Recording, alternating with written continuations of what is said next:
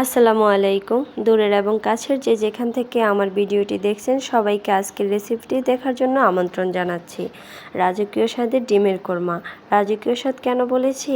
এটার গ্রেভিটা এত বেশি টেস্ট যে রাজকীয় স্বাদ না বলে উপায় নেই। আপনি যাকে এভাবে রান্না করে খাওয়াবেন সেই আপনার প্রশংসা করতে বাধ্য। তাহলে চলেন দেখা যাক মূল রেসিপিটি। ফার্স্টে আমি চুলায় বসিয়ে দিব একটি প্যান। এর মধ্যে আমি দিয়ে দিব তেল। যে ডিমটা আমি সিদ্ধ করে রেখেছিলাম সেই ডিমটা ভেজে নেব। একটু লবণ দিয়ে দিলাম কেন? কারণ হচ্ছে ডিমটা ফেটে গায়ে আসতে পারে, তাই যাতে না ফেটে যায় তাই একটু লবণ দিয়ে দিলাম।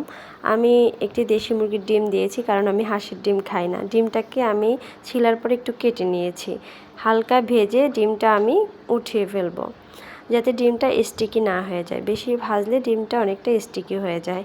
এই তেলের মধ্যেই আমি দিয়ে দিব দারুচিনি, এলাচ, তেজপাতা। এগুলোকে একটু ভেজে এর মধ্যে দিয়ে দিব পেঁয়াজ কুচি।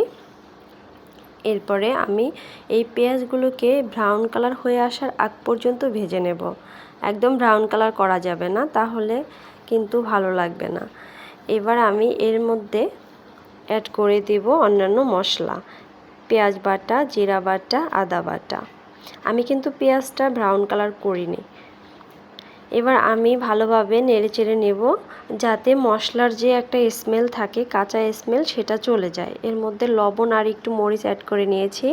কাঠবাদাম আমি 12টা কাঠবাদাম বেটে নিয়েছি। আপনারা চাইলে কাজু বাদাম দিতে পারেন, সমস্যা নেই।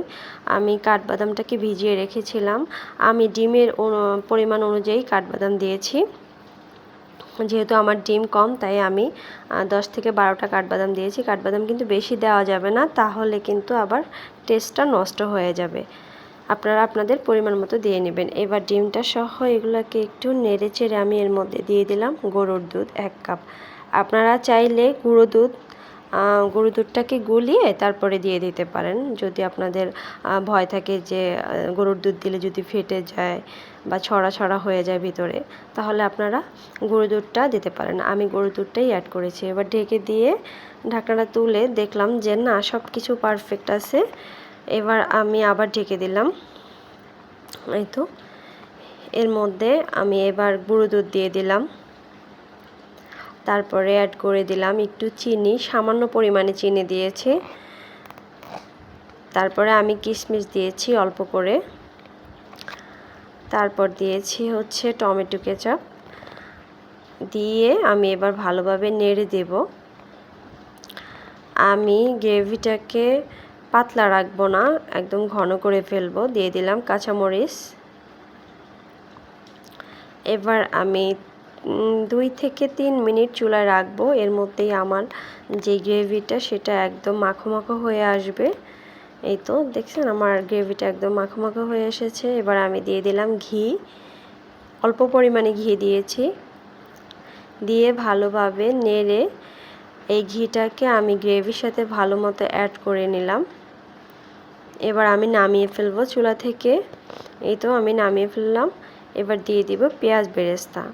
আমি এই বেরেস্তাটা করে রেখেছিলাম আগেই। এই তো আমি সার্ভিং করেছি। ভিডিওটি যদি ভালো লাগে আমার পেজে একটি ফলো দিয়ে পাশে থাকবেন, লাইক, কমেন্ট ও শেয়ার করে দেবেন। ধন্যবাদ এতক্ষণ ভিডিও দেখার জন্য।